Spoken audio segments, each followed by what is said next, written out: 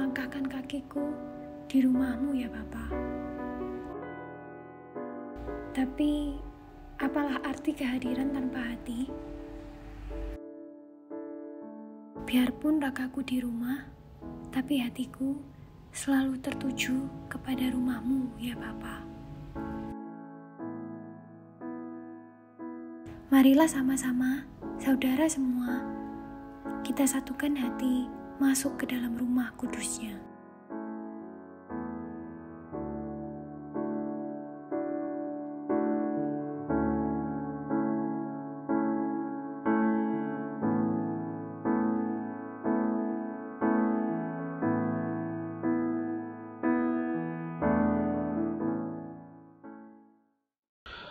Panggilan ibadah kita pada pagi hari ini diambil dari Mazmur pasal ke-121 ayat pertama dan ayat yang kedua. Aku melayangkan mataku ke gunung-gunung, dari manakah akan datang pertolonganku? Pertolonganku ialah dari Tuhan yang menjadikan langit dan bumi. Jemaat dikasihi oleh Tuhan, kita bukan hanya mendapatkan pertolongan dari Tuhan yang menjadikan langit dan bumi, tetapi Tuhan yang bangkit dari antara orang mati. Karena itu meskipun hari ini untuk pertama kalinya kita harus merayakan Paskah tidak di gereja, tetapi di rumah kita masing-masing, mari tetap dengan satu kesungguhan. Kita mau merayakan kebangkitan Tuhan, kita mau beribadah kepada Dia, kita mau mengikuti seluruh rangkaian kebaktian, mulai awal, pertengahan, hingga pada akhirnya. Mari kita beribadah bersama-sama. Tuhan memberkati.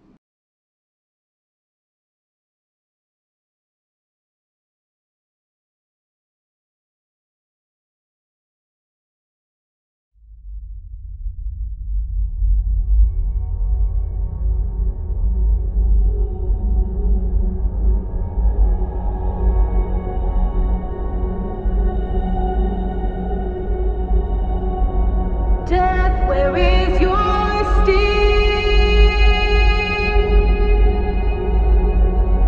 Grave, where is your victory? He's alive! He's alive! He is risen! Suddenly, there was a great earthquake. For an angel of the Lord came down from heaven, rolled aside the stone, and sat on it. He said, "Don't be afraid. I know you are looking for Jesus, who is crucified. He isn't here. He's risen from the dead, just as he said would happen. The conqueror, victorious King and Lord over every living thing." They tried to reject him, but he couldn't be ignored. They tried to take him out, but he couldn't be defeated. They said he was dead, but they didn't know the ending. Mighty Savior, he reigns forever. Jesus is alive. Ibadah Paskah Elion Satelit pada hari ini kita buka di dalam nama Allah Tritunggal. Kiranya Allah Bapa, Allah Anak, Allah Roh Kudus memberkati ibadah kita mulai awal, pertengahan, hingga akhirnya. Suci, suci, suci. Suci, suci, suci. Allah Maha Kuasa. Suci, suci, suci. Allah Maha Mulia. Bumi penuh kemuliaan.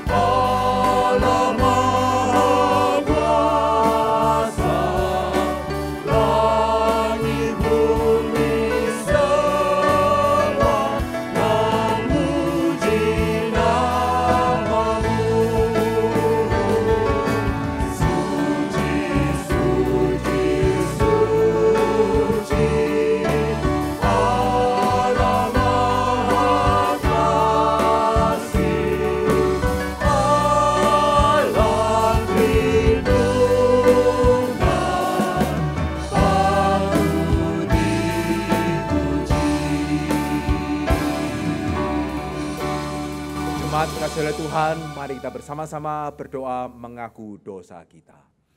Bapa di dalam kerajaan surga, kami sungguh bersyukur satu kali lagi kami boleh merayakan Paskah. Dan terlebih kami bersyukur bahkan pada saat-saat yang seperti ini, kami tetap boleh merayakan Paskah.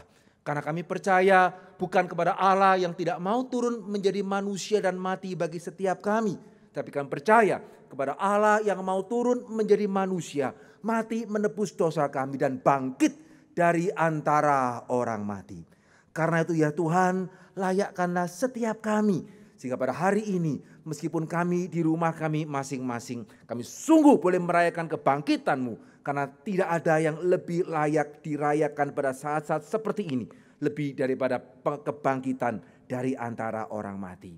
Kiranya Tuhan melayakan kami, kiranya Tuhan berkenan atas ibadah kami.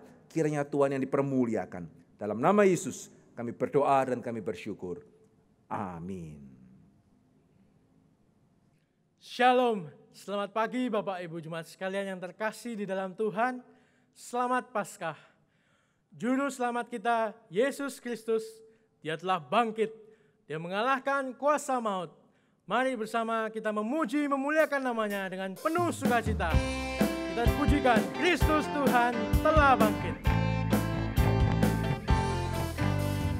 Kristus Tuhan telah bangkit. Haleluya. Surga bumi memuji. Haleluya. Hai pujilah namanya. Haleluya. Langit bumi menggema. Haleluya. Raja mulia telah bangkit. Haleluya. Ya mati itu gantiku. Haleluya.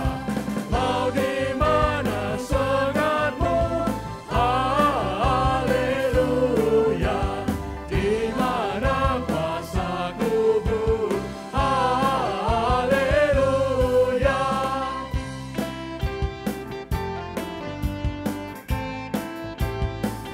Puji Allah di surga. Puji Allah di surga. Haleluya. Dan kasih-Nya kekal. Haleluya. Puji Allah Sang Raja. Haleluya. Allah yang Maha Esa. Haleluya. Sebab Dia hidup, kita punya hari esok. Sebab Dia hidup, ku ada hari esok. Takkan lagi aku takut. Dan ku tahu hari esokku. Hidupku penuh harap karena Ya hidup. Anak Allah datang ke dunia untuk selamatkan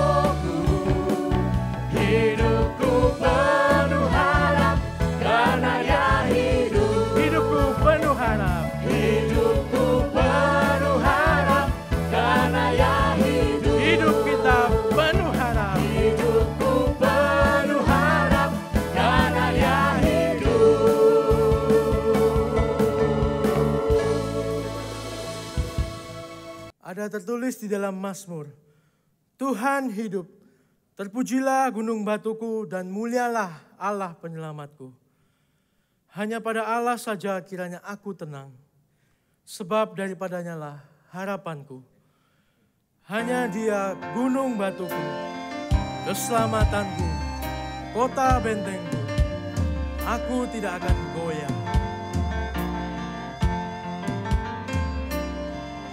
Hanya Kristus harapanku, Dia terang dan kuatku.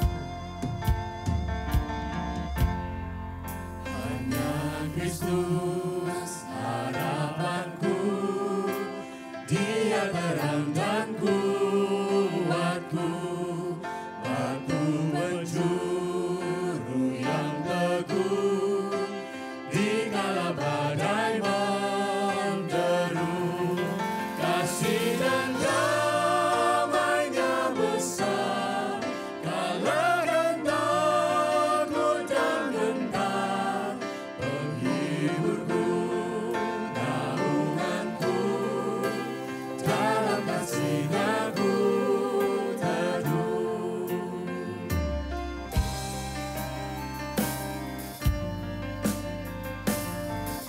Hanya Kristus yang bersedia. Ia rela turun menjadi manusia.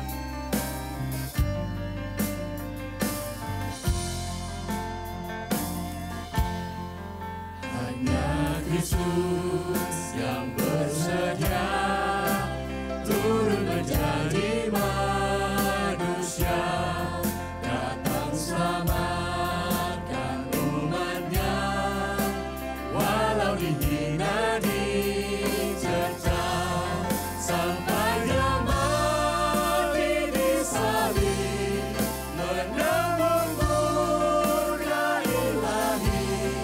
Semua dosaku ditebus, karena mati-Nya ku hidup. Dalam Kristus ku percaya, ada kemuliaan di balik salibnya. Karena ku nyatakan kemenangan dari-Mu, kekuatanku, harapanku dalam Kristus. Ku percaya ada kemuliaan di balik salibnya. Karena ku nyatakan kemenangan dari-Mu, kekuatanku, harapanku, kekuatanku, harapanku, kekuatanku, harapanku dalam Kristus.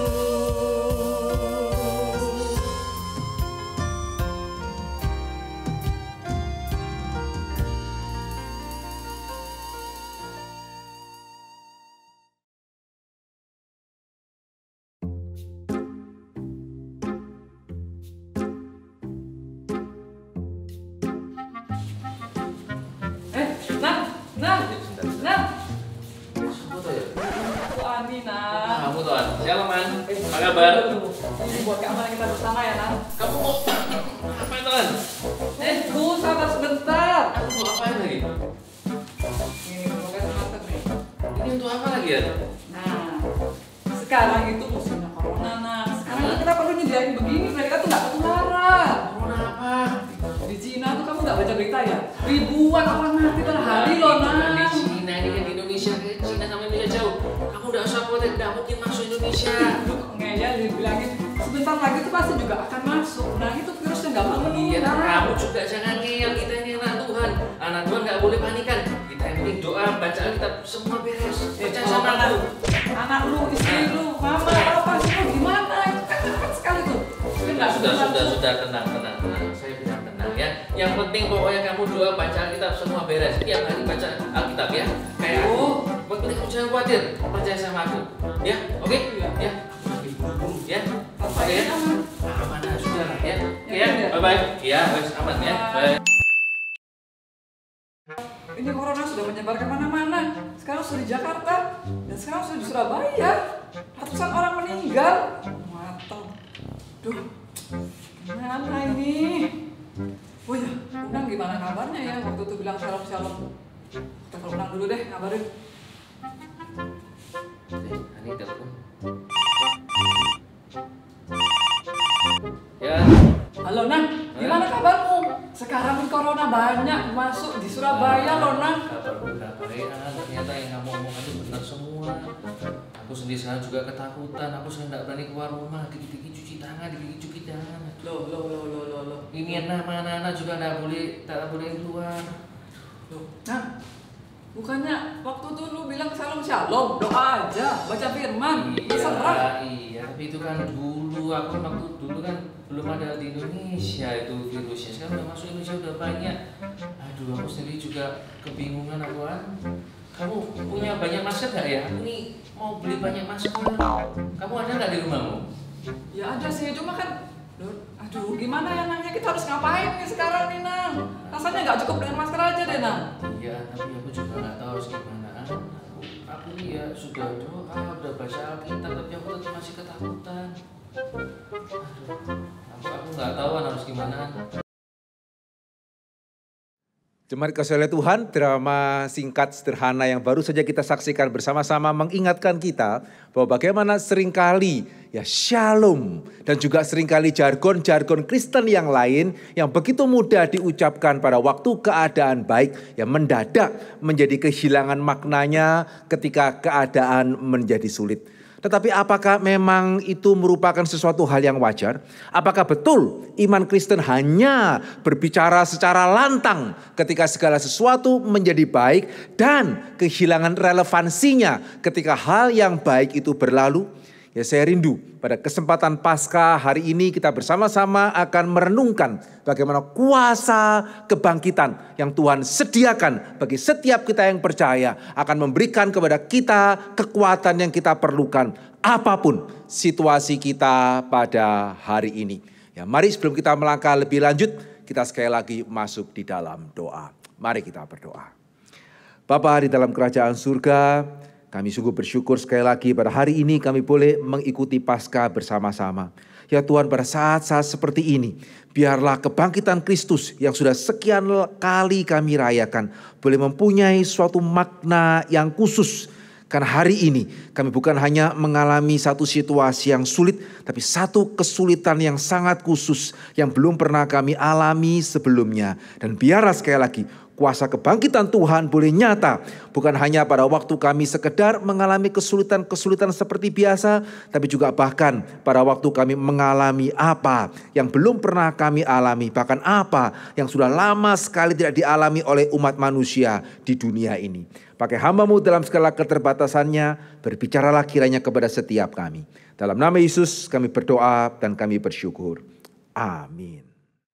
Jemaat kasih oleh Tuhan, tadi saya mengatakan bahwa ada sesuatu hal yang salah jikalau hanya ketika keadaan baik kita bisa mengatakan shalom, kita bisa mengatakan Tuhan memberkati, dan kita hanya bisa mengatakan jargon-jargon Kristen pada waktu semuanya menjadi baik bagi setiap kita. Kenapa salah? Khususnya berkenaan dengan shalom. Karena pada waktu kita melihat di dalam Alkitab, kapankah kata shalom ini keluar? Ya, kapankah kata shalom ini diucapkan? Ternyata pada waktu kita membuka perjanjian baru, kita melihat di dalam Injil, shalom bukan diucapkan ketika segala sesuatu berjalan dengan baik.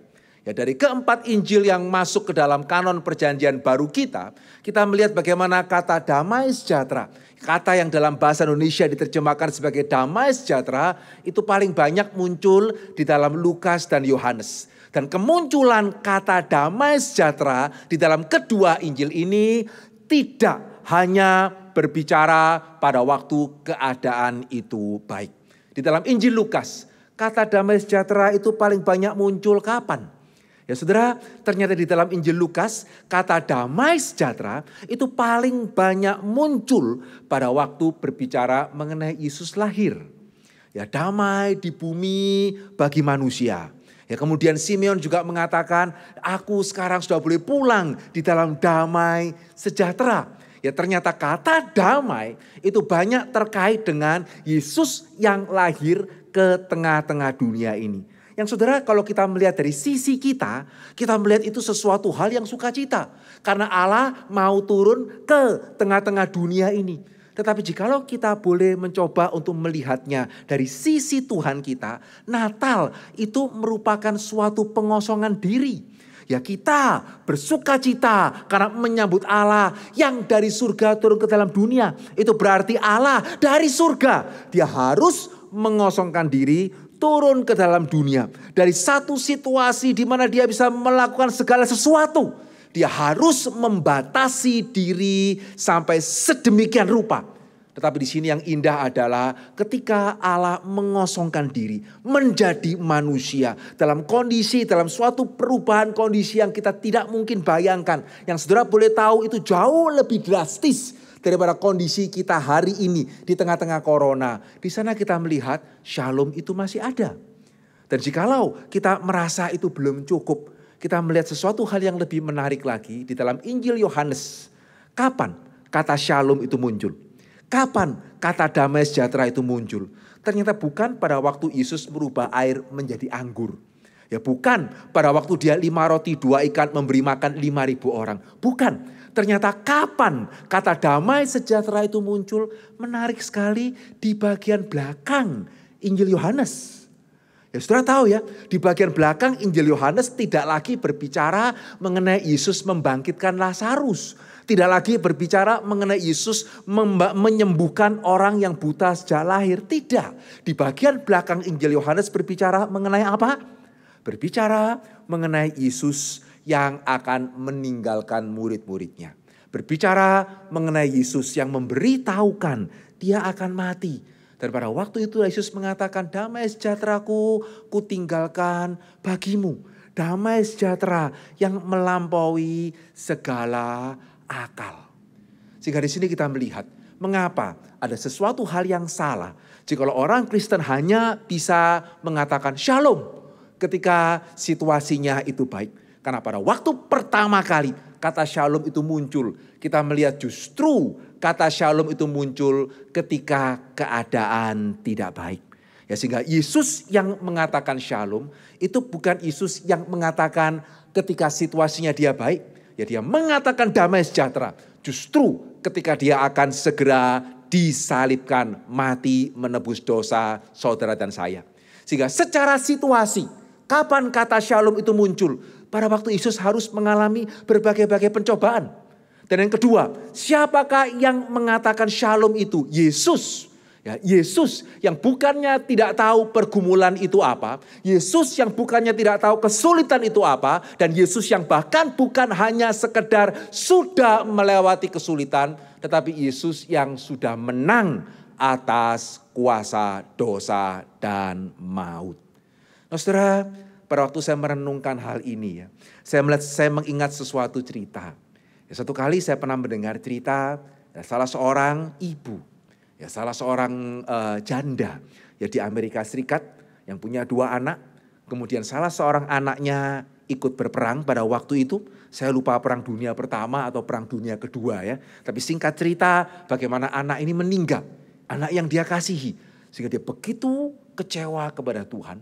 Dan dia bahkan tidak mau keluar rumah. Dia mengurung diri. Seperti sudah tidak ada lagi masa depan bagi dia. Tapi puji Tuhan, dia mempunyai seorang teman yang baik. Dan bukan cuma baik, tetapi dia mempunyai seorang teman yang bijaksana. Sehingga teman ini kemudian berusaha datang. Ya, tapi kemudian tidak berusaha menghibur ibu ini sendiri. Tidak. Tapi dia berusaha mengajak ibu ini keluar ya. Dan kemudian bertemu dengan seorang janda yang lain. Yang ternyata janda ini mempunyai 5 orang anak. Dan 4 diantaranya itu sudah meninggal karena perang. Begitu ya. Sehingga teman ini begitu bijaksana. Setelah berusaha sedemikian rupa. Akhirnya ibu yang pertama tadi ya mau diajak. Kemudian pergi ke rumah janda yang kedua. Dan kemudian teman ini mengatakan, oh ini loh teman saya. Ya dia punya 5 orang anak, 4 diantaranya itu meninggal karena perang. Wah ibu yang pertama ini mulai terkejut ya. Kemudian teman ini mengatakan, sama ternyata ibu ini teman saya ini yang saya ajak ke sini juga punya 2 anak. 1 orang anak itu meninggal karena perang. Dan kemudian ibu yang kedua mengatakan, oh betul ya kamu punya 1 anak meninggal karena perang ya. Dan kemudian ibu yang pertama ini mengatakan, oh enggak, cuman 1 kok, cuman 1. Loh saudara kenapa kok berbeda? Ya karena yang kedua ini sudah kehilangan 4 dari 5 anak. Ya sehingga temannya ini dengan bijaksana tidak berusaha untuk menghibur sendiri. Karena kalau dia berusaha menghibur sendiri, gampang. Temannya akan mengatakan, ya kamu enak. Ya kamu tidak kehilangan orang yang dikasihi. Mengatakan Tuhan baik itu enak. Tapi di sini kita melihat karena yang berbicara kepada dia bukan hanya kehilangan 1 orang anak, kehilangan 4 orang anak, maka ibu ini cukup tahu diri. Ya, untuk tidak mengatakan tidak ada orang yang mengerti kesulitan saya. Ya, tidak ada orang yang tahu betapa berat beban saya. Dia cukup tahu diri dan bahkan dia disadarkan ternyata ada orang yang penderitaannya lebih berat daripada dia. Nah, saudara pertanyaannya, seberapa banyak ya orang Kristen yang cukup tahu diri. Sehingga pada saat-saat seperti ini kita tidak mengatakan ya Tuhan enak, Tuhan di surga. Tidak tahu kondisi saya seperti apa, kekhawatiran saya seperti apa, dampak ekonomi yang sekarang saya rasakan seperti apa. Bahkan kemungkinan dampak kesehatan yang saya rasakan seperti apa. Tuhan enak di surga, minta saya percaya, tinggal ngomong begitu enak. Saya sungguh-sungguh berharap ada orang Kristen yang cukup tahu diri. Ya khususnya pada waktu kita baru saja merayakan hari Jumat Agung. Di mana setiap kita mestinya tidak ada yang tidak tahu apa artinya Jumat Agung, apa yang kita rayakan pada hari Jumat Agung. Dan saya percaya setiap kita hari ini bisa mengimani dan mengamini tidak ada di antara kita hari ini. Saya berani mengatakan tidak ada satupun hari ini termasuk saya yang pernah mengalami apa yang Yesus alami pada waktu Jumat Agung. Sehingga biarlah seperti ibu tadi, kita cukup tahu diri untuk tidak menganggap Tuhan di surga dengan enak meminta saya untuk percaya. Shalom, shalom. Tidak tahu apa yang saya rasakan. Tuhan tahu dan Tuhan bukan hanya tahu, Tuhan sendiri sudah mengalaminya. Sehingga di sini kita melihat sekali lagi ya, bagaimana bagi orang Kristen, shalom sebetulnya harusnya relevan. Ya termasuk di dalam kondisi hari ini.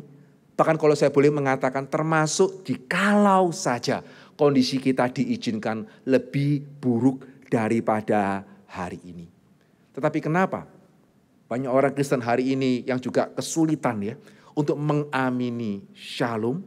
Ya kalau bukan karena arti kata itu sendiri. Ya karena kata itu sekali lagi justru keluar pada saat yang sulit. Juga bukan karena Tuhan yang mengatakan, itu sembarangan mengatakan, tidak tahu susahnya orang khawatir, dia enak mengatakan.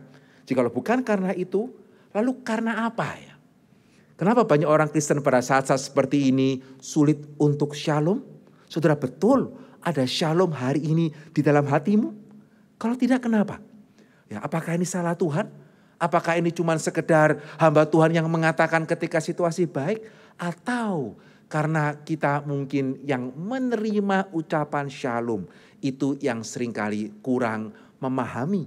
Atau bahkan mungkinkah kita yang selama ini tidak layak untuk menerima shalom Tuhan. Ya, di dalam Lukas pasal yang ke-10 ayatnya yang ke-6 dikatakan. Dan jikalau di situ ada orang yang layak menerima damai sejahtera, maka salammu itu akan tinggal atasnya. Tetapi jikalau tidak, salammu itu akan kembali kepadamu. Ya di sini tadi saya mengatakan ya, di dalam Lukas ucapan damai sejahtera kalau tidak muncul berkenaan dengan kelahiran Yesus, itu muncul berkenaan dengan misi. Sehingga pada waktu Yesus mengutus murid-muridnya, dia mengatakan kemanapun kamu pergi, ucapkanlah damai sejahtera. Ya, sehingga kalau hari ini orang Kristen sedikit-sedikit shalom begitu ya. Ya sebetulnya karena kita taat dengan apa yang Tuhan mau. Tapi yang jarang kita perhatikan, ternyata Tuhan juga mengatakan, ya kamu kemana kamu pergi, ucapkanlah shalom. Tetapi kalimat ini menunjukkan kepada kita, tidak semua orang layak menerima shalom. Jikalau orang itu layak menerima damai sejahtera, maka damai sejahteramu itu akan tinggal atasnya. Tetapi jikalau tidak, maka itu berarti damai sejahtera itu, ucapan itu akan kembali kepadamu. Ya, sehingga ayat ini dengan jelas menunjukkan kepada kita, tidak semua orang itu layak untuk menerima shalom. Sehingga pertanyaannya, orang seperti apa ya? Yang shalom Tuhan itu boleh tinggal atasnya. Ya, orang yang seperti apa? Nah saudara, saya percaya Yohanes pasal ke-20 ayat 19 hingga ayat yang ke-21 boleh memberitahukan kepada setiap kita orang seperti apa ya. Yang di atasnya shalom Tuhan itu bukan hanya diucapkan, tetapi shalom Tuhan itu boleh tinggal atasnya. Yohanes pasal yang ke-20 ayat 19 sampai ayat yang ke-21 saya akan membacakan bagi setiap kita. Dikatakan apa di sana? Ketika hari sudah malam, pada hari pertama minggu itu, berkumpullah murid-murid Yesus di suatu tempat dengan pintu-pintu yang terkunci karena mereka takut kepada orang-orang Yahudi. Pada waktu itu, datanglah Yesus dan berdiri di tengah-tengah mereka dan berkata, damai sejahtera bagi kamu. Dan sesudah berkata demikian, ia menunjukkan tangannya dan lambungnya kepada mereka. Murid-murid itu bersuka cita ketika mereka melihat Tuhan. Maka kata Yesus sekali lagi, damai sejahtera bagi kamu. Sama seperti Bapa mengutus aku, demikian juga sekarang aku mengutus kamu. Nah saudara, dari ayat ini kita melihat bagaimana siapakah, di atas siapakah shalom Tuhan akan tinggal. Ya kita percaya, dari kita membaca ya, Yesus mengatakan damai sejahtera bagi kamu. Dan kita percaya bahwa damai sejahtera yang Yesus katakan itu tidak kembali kepada Tuhan Yesus. Tapi kita percaya bahwa damai sejahtera yang Yesus katakan itu hinggap, itu tinggal di dalam diri para murid yang menerima shalom Tuhan pada waktu itu. Ya sehingga apa yang mereka miliki, yang harusnya juga kita miliki supaya shalom Tuhan tinggal atas kita. Yang pertama di sana kita melihat bagaimana shalom Tuhan tidak bisa dipisahkan dari iman kepada Yesus. Ya shalom yang daripada Tuhan kalau itu mau tinggal di dalam hati kita tidak bisa dilepaskan dari iman kita kepada Yesus. Tetapi iman itu yang seperti apa? Saya beriman kan? Saudara juga beriman kan? Kalau tidak, buat apa kita merayakan Paskah bersama-sama? Betul ya? Tapi kenapa kok ya dada shalom ya? Meskipun saya juga beriman. Iman seperti apa yang dimaksudkan di sini? Nah, saudara perhatikan. Di sana kita membaca pada waktu Yesus berbicara kepada mereka. Yesus mengatakan damai sejahtera bagi kamu. Maka suatu perubahan yang terjadi di dalam diri para murid adalah bagaimana mereka dari situasi yang sedemikian ketakutan. Tetapi karena mereka melihat Yesus. Dan bukan cuma sekedar melihat Yesus. Tapi mereka melihat Yesus yang bangkit dari antara orang mati. Yang menunjukkan tangannya, menunjukkan lambungnya kepada mereka. Saudara ini bagian yang penting. Karena menunjukkan kepada setiap kita bahwa ini bukan cuma sekedar reuni. Ya ini juga bukan cuma sekedar seseorang yang meninggal menampakkan diri kepada orang yang ditinggal, yang dikasihi. Karena kalau itu yang terjadi, saudara tidak akan ada sesuatu sukacita di sana. Betul ya? Kalau saya boleh sedikit saja memberikan suatu perbandingan. Jikalau kita mengasihi seseorang. Dan seseorang itu kemudian kita tahu usianya tidak panjang. Dan dia juga tahu betapa kita sangat tidak rela kehilangan dia. Kemudian dia mengatakan, jangan takut. Ya sebentar lagi aku memang akan pergi. Tapi jangan khawatir, aku akan kembali untuk kamu. Aku akan menyertai kamu selama-lamanya. Ada sukacita atau ada kengerian ya kira-kira ya. Betul ya? Saya bisa membayangkan ya, kira-kira ada sukacita, kita akan mengatakan, oh ya kalau gitu boleh-boleh. Atau dengan berat hati kita harus mengatakan, ya kalau dipikir-pikir, ya enggak apa-apa wis. Begitu ya, Ya, karena kalau orang sudah meninggal terus menyertai kita kembali untuk kita, ya meskipun kita sungguh-sungguh mengasihi dia begitu ya, tapi sepertinya kok sesuatu hal yang kurang begitu membangkitkan sukacita, betul ya. Tapi di sini kita melihat apa yang membuat para murid bersukacita, apa yang mereka imani, iman mereka dinyatakan dengan apa? Iman mereka dinyatakan dengan mereka tidak lagi takut. Ya, perhatikan, bukan berarti takut itu salah ya. Tapi yang menjadi masalah sebelum mereka beriman kepada Yesus yang bangkit, mereka bukan hanya takut, mereka itu ketakutan. Ya, mereka mengunci pintu, mereka tidak melakukan apa-apa, mereka tidak bisa memikirkan apa yang mereka harus lakukan. Sehingga kalau kita mau menanyakan iman di sini dalam pengertian apa? Iman di sini dalam pengertian adalah iman yang memberikan kita keberanian, bukan membuat kita kemudian kehilangan semua rasa takut, tapi yang menolong kita tidak terjerat, tidak terjebak di dalam ketakutan yang mematahkan semangat, di dalam ketakutan yang membuat kita putus asa. Dan kita tidak takut bukan karena kita sendiri yang kuat. Kita tidak takut bukan karena kita tahu kita tidak akan mengalami kesulitan. Bahkan kita bukan takut karena kita tahu kita tidak akan mati. Tetapi kita tidak takut karena kita percaya kepada kuasa kebangkitan dari antara orang mati. Saudara, ini merupakan sesuatu hal yang penting sekali. Ya, kenapa banyak orang Kristen pada saat-saat seperti ini mereka tidak bisa mempunyai shalom? Ya, kenapa? Ya, karena di sini kita melihat meskipun kita merayakan Paskah ya, dan kita tahu Paskah itu berarti kebangkitan dari antara orang mati, orang Kristen lebih suka yang ini. Orang Kristen lebih suka percaya kalau mereka seolah-olah tidak bisa mati. Ya, tidak akan mati. Setidaknya tidak akan mati oleh karena virus corona. Betul atau betul? Ya, sehingga di dalam 5 menit word of wisdom yang saudara mungkin sebagian sudah sempat merenungkannya ya. Saya mengatakan saudara, kita tidak bisa berjaga-jaga ya, sambil sekaligus terus meyakinkan diri. Oh, itu tidak akan menimpa saya, itu tidak akan menimpa saya. Karena jikalau hal itu saudara lakukan dan betul-betul kemudian hal itu menimpa saudara, saudara akan sama terkejutnya. Yang menunjukkan berarti saudara sama dengan tidak pernah berjaga-jaga.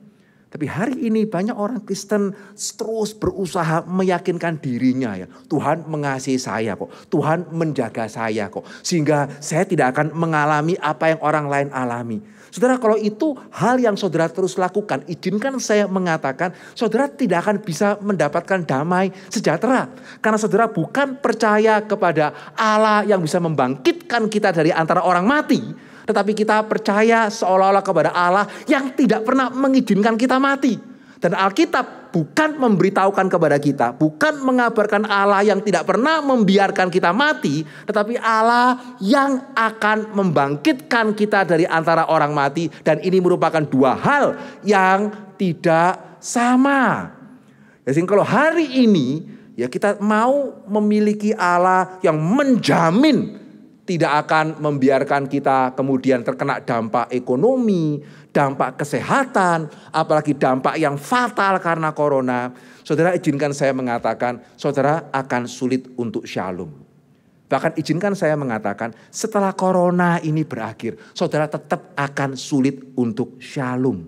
Ya, karena memang dalam dunia bagaimana kita bisa mendapatkan suatu kepastian seperti itu. Ya, sampai hari ini ada 20 lebih hamba Tuhan yang meninggal kok. Dan tadi sore istri saya baru menunjukkan kepada saya ya surat dari istri dari salah seorang hamba Tuhan yang meninggal. Yang meskipun saya pribadi tidak mengenal beliau, tapi sangat banyak rekan-rekan saya yang mengenal beliau, begitu ya, pernah satu seminari dengan beliau, dan saya tidak pernah mendengar ada orang mengatakan hal yang buruk tentang hamba Tuhan yang meninggal ini. Tapi meninggal juga kok. Betul ya? Sehingga jikalau bukan hanya orang bukan Kristen yang meninggal, bahkan jikalau bukan hanya orang Kristen yang meninggal, tapi hamba Tuhan dan bahkan hamba Tuhan yang baik, Saudara, itu bisa meninggal karena virus corona kok. Sehingga bagaimana ya, saudara bisa ada suatu damai sejahtera jika saudara berusaha meyakinkan diri bahwa jikalau Tuhan mengasihi saya, tentunya Dia tidak akan membiarkan saya mengalami masalah karena virus corona. Bahkan seolah-olah, bahkan sepertinya ya dampak ekonomi pun itu tidak ada. Tidak ada janji yang seperti itu. Tetapi iman kebangkitan menunjukkan kepada setiap kita, saudara, seperti Tuhan kita, Dia harus mengalami kematian. Tapi iman kebangkitan menunjukkan kepada setiap kita, bahkan sekalipun saya harus mengalami dampak ekonomi, bahkan saya harus mengalami dampak kesehatan, bahkan saya harus mengalami dampak yang lebih serius daripada itu. Bahkan maut pun tidak bisa memisahkan saya dari kasih Tuhan, karena Dia sudah bangkit dari antara orang mati. Ya, sehingga apa yang membuat iman Kristen itu sejati? Apa yang membuat shalom Tuhan tetap bisa berlaku pada saat-saat seperti ini? Karena Paskah menunjukkan kepada setiap kita, bahkan maut pun tidak bisa mengalahkan kuasa Allah dan pengharapan yang Tuhan berikan kepada orang yang percaya kepadanya. Saudara, apakah iman seperti ini yang kita miliki? Ya, bukan iman kepada Tuhan yang pasti tidak akan menjauh atau pasti akan menjauhkan kita dari segala kesulitan. Tapi iman kepada Tuhan yang bisa tetap membawa kita melewati kesulitan. Bahkan Tuhan yang tetap bisa membawa kita melewati kematian. Kalau iman seperti ini yang kita miliki, izinkan saya mengatakan, kita akan menghadapi situasi hari ini secara berbeda. Ya, meskipun bukan cuma sekedar dampak ekonomi akan mengenai kita, bahkan ketika dampak ekonomi sudah mengenai kita, kita akan menghadapinya secara berbeda. Dan saya percaya pada saat-saat seperti ini cukup sah ya untuk saya mengatakan ini tidak hanya berlaku untuk saudara loh. Ini berlaku untuk saya. Ini berlaku untuk hamba Tuhan. Ini berlaku untuk gereja. Ya, saya percaya pada saat-saat seperti ini mestinya saudara tidak akan mengatakan, ya Pak Hendri kan enak di gereja, kena dampak apa? Kita yang mesti di kantor ini kena dampaknya. Betul, gereja itu tidak berdampak. Lah kalau tidak berdampak, lah kenapa kok kita hari ini kebaktian dari rumah masing-masing?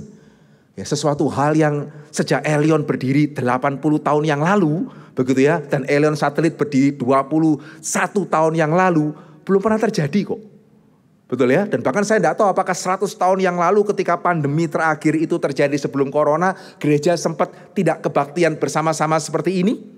Saudara, kita mungkin tidak pernah tahu loh kapan terakhir kali ya orang Kristen tidak bisa merayakan Paskah di gereja. Kapan ya terakhir kali ya? Saudara akan susah sekali cari buku sejarahnya loh. Ya, sehingga betulkah saudara mengatakan bahwa ya akan di gereja tidak kena dampaknya? Kok tahu? Dan bukankah sekarang realitanya dampaknya sudah demikian jelas? Ya, sehingga apakah karena kita di gereja saya bisa mengatakan Tuhan karena kami kan gereja maka khusus gereja jangan biarkan ada yang kena virus corona ya. Sehingga kalau berkumpulnya itu ibadah jangan biarkan ada virus itu datang. Enggak kok.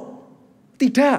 Ya, faktanya hari ini kita tidak bisa merayakan Paskah bersama-sama. Tetapi apakah itu berarti membuat kita tidak bisa merayakan Paskah?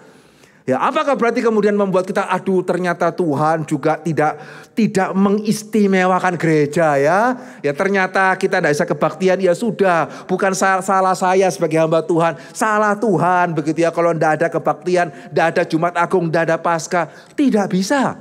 Ya, iman kebangkitan mengajak kita berpikir bahwa meskipun Tuhan tidak melewatkan kita, ya meskipun dampak corona itu kena pada gereja, tapi apa? Ya, di dalam kuasa Tuhan kita tetap harus menggumulkan apa yang kita harus lakukan. Dan saya sangat bersyukur kepada Tuhan ya untuk rekan-rekan yang terus mendesak saya pada waktu itu. Ya, karena saudara pasti yang Jemaat Elion tahu ya, kita sangat tidak terbiasa dengan rekam-rekam. Ya, meskipun kelihatan susah dipercaya, tetapi percayalah sebelum ini 22 tahun Elion tuh enggak pernah punya kamera loh. Ya, susah dipercaya tetapi benar. Begitu ya. Kita tidak pernah rekam pun paling ya audio adalah.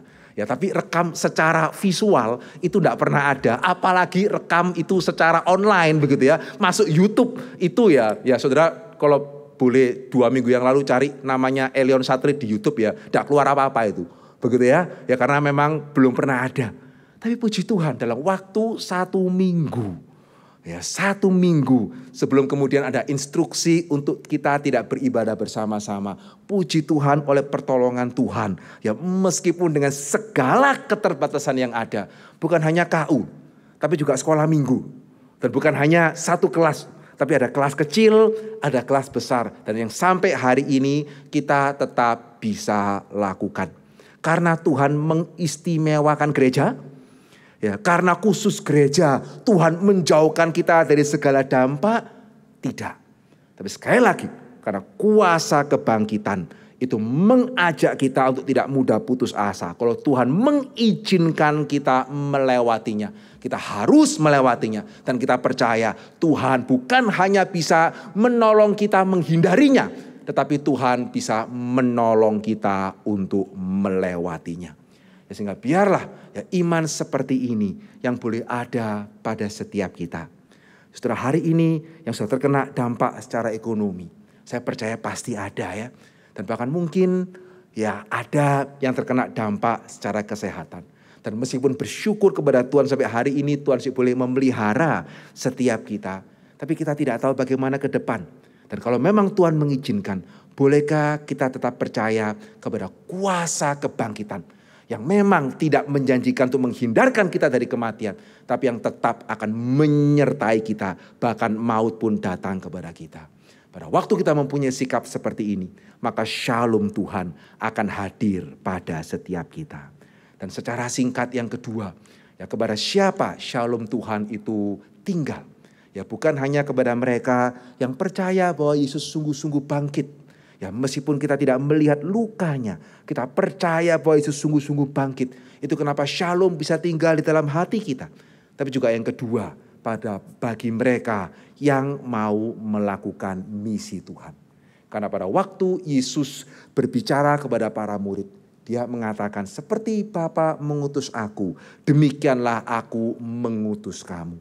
Sehingga shalom Tuhan bukan datang kepada orang yang dalam keadaan baik, tapi yang sekedar hidup untuk dirinya sendiri. Tapi shalom Tuhan itu akan nyata kepada setiap orang. Yang bahkan dalam situasi seperti ini pun bukan cuma sekedar minta apa, mau enggak kena dampak ekonomi, mau enggak kena dampak kesehatan, mau enggak mati. Tapi pada waktu ditanya, kalau benar Tuhan memberikan kepadamu kelepasan, mau apa kamu? Kamu mau melakukan apa? Tidak tahu, yes, pokoknya melakukan yang sebelumnya dilakukan. Bukan. Tapi shalom Tuhan itu datang kepada setiap orang yang sadar. Ketika kesempatan Tuhan berikan kepada saya mesti cari baik-baik.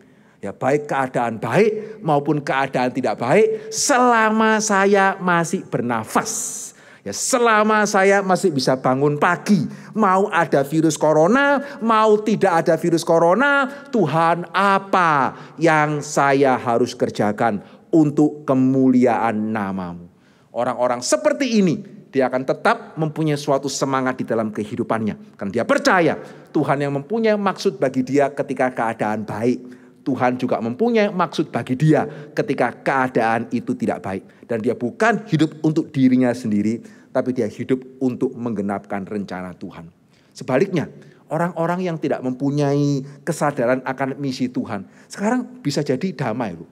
Banyak anak-anak hari ini damai loh. Amin. Libur panjang sekali kan. Betul ya. Seperti yang tidak pernah dialami oleh papa, mama, dan saudara sebelumnya kan. Damai ya. Tidak perlu bangun pagi ke sekolah kan.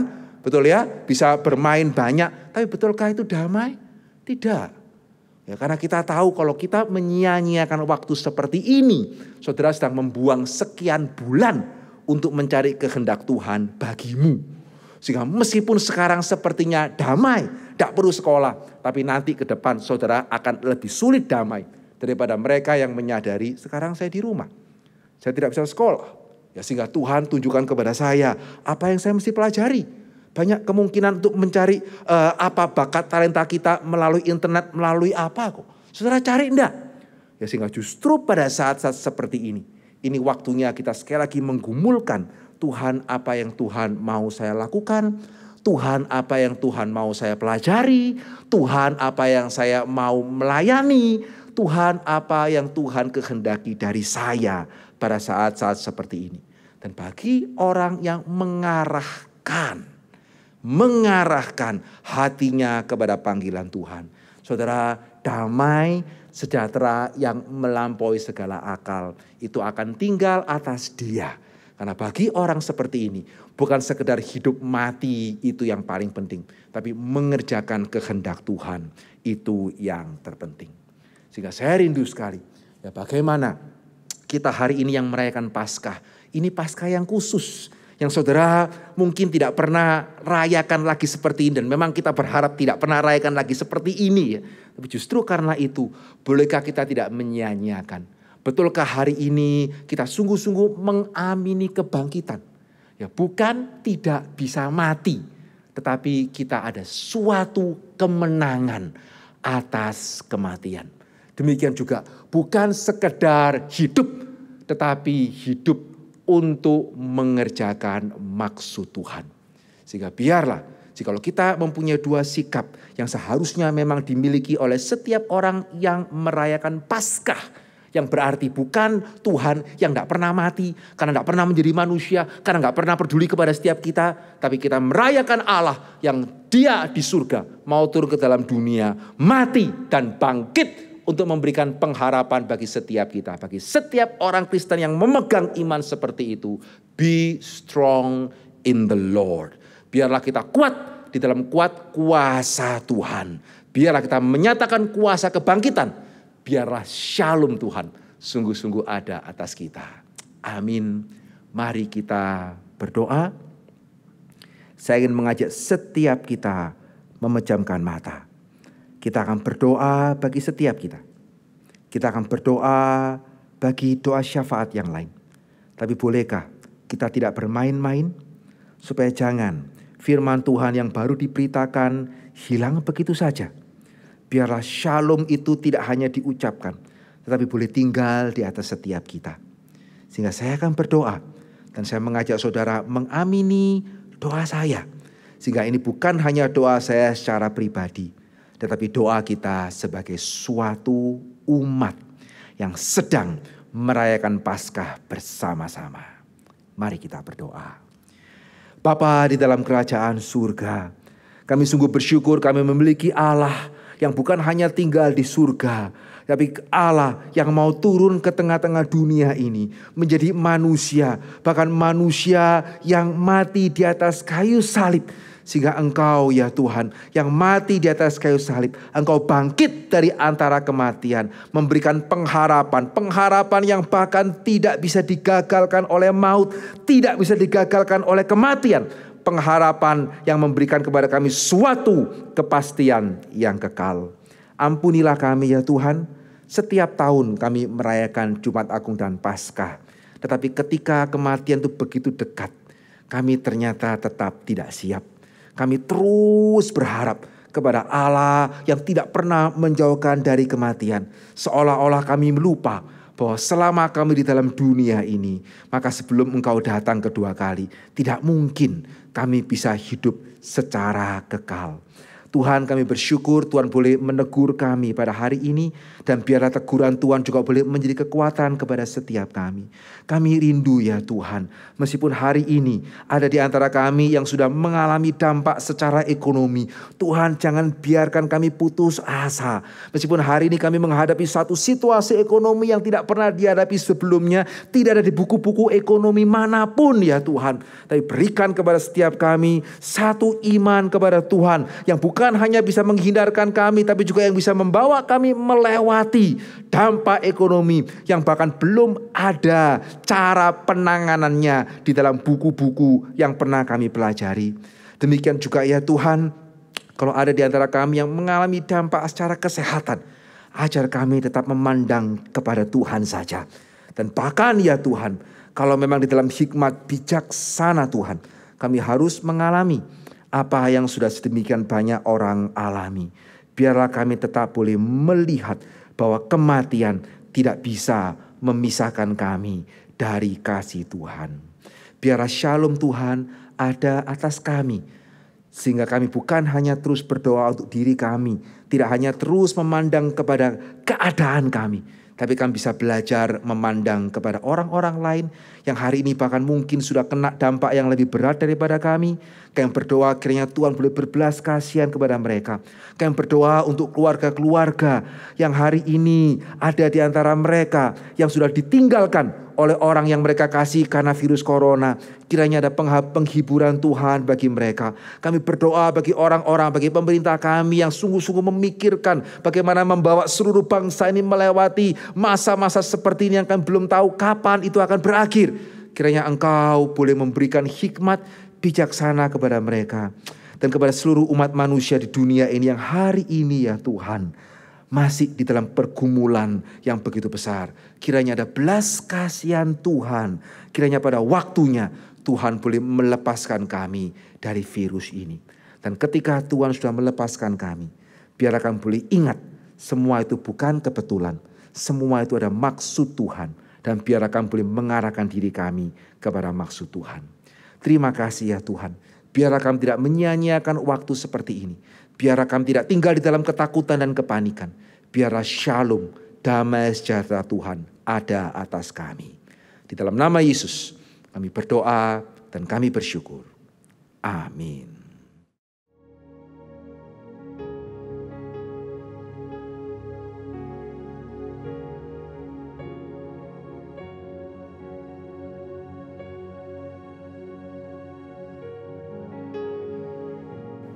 Aku percaya kepada Allah, Bapa yang Maha Kuasa, Khalik langit dan bumi.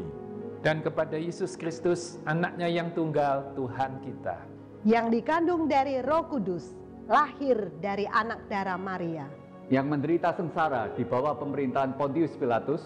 Disalibkan, mati dan dikuburkan, turun ke dalam kerajaan maut. Pada hari yang ketiga, bangkit pula dari antara orang mati. Naik ke surga, duduk di sebelah kanan Allah, Bapa yang Maha Kuasa. Dan dari sana ia akan datang untuk menghakimi orang yang hidup dan yang mati. Aku percaya kepada Roh Kudus, Gereja yang kudus dan am, persekutuan orang kudus, pengampunan dosa, kebangkitan tubuh, dan hidup yang kekal. Amin. Amin. Amin. Bagi Bapak, Ibu, Saudara sekalian dan anak-anak kita yang ingin memberikan persembahan, di akhir ibadah ini akan ada nomor rekening yang tertera dan juga QR Code yang bisa kita pakai untuk memberikan persembahan. Biarlah kita semua dapat memberikan persembahan dengan hati yang penuh dengan sukacita. Mari kita semua memuji, memuliakan namanya. Haleluya to the Lamb.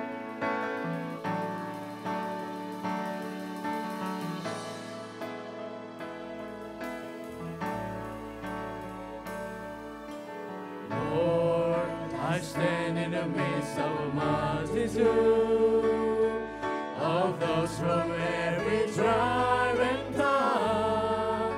We are your people, redeemed by your blood, rescued from death by your love. There are no words good enough to thank you.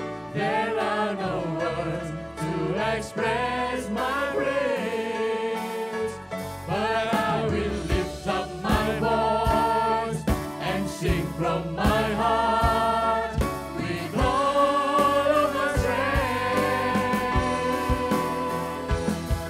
Hallelujah, hallelujah, hallelujah to the Lamb. Hallelujah, hallelujah, by the blood of Christ we stand.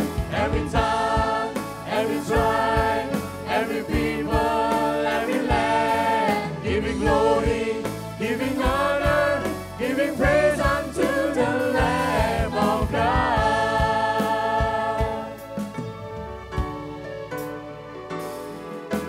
Lord, I stand in the midst of a multitude of those from every tribe and tongue.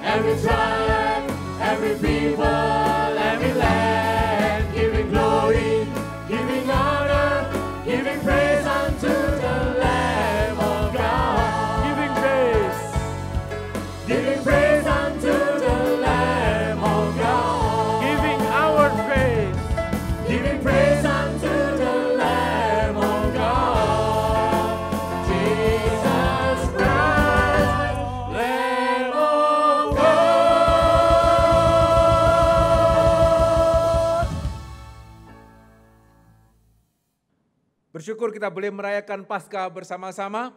Firman Tuhan sudah boleh kita dengar bersama-sama. Kita bukan percaya kepada Allah yang tidak mau menjadi manusia dan mati untuk menyelamatkan kita. Kita percaya kepada Allah yang mau turun menjadi manusia, mati untuk dosa-dosa kita dan bangkit dari antara orang mati. Mari kita akan mengembalikan segala hormat, pujian dan kemuliaan kepada Tuhan kita saja. Doksologi.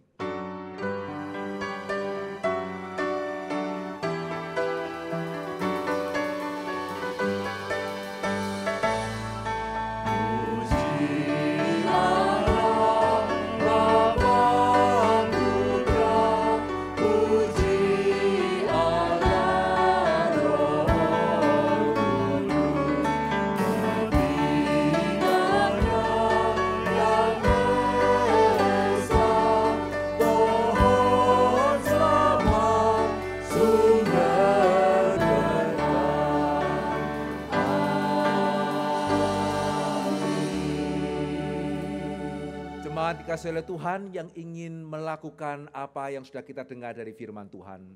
Biarlah kita boleh menerima berkat yang daripada Tuhan. Kiranya Allah Tritunggal, Allah Bapa, Allah Anak, Allah Roh Kudus, Allah yang menciptakan kita, Allah yang menebus setiap kita, dan Allah yang menyertai kita, sungguh boleh menguatkan kita di dalam iman yang sejati, menyatakan kuasa kebangkitannya atas kita, dan menjadikan kita saksi untuk kemuliaan namanya. Mulai hari ini sampai selama-lamanya. Amin.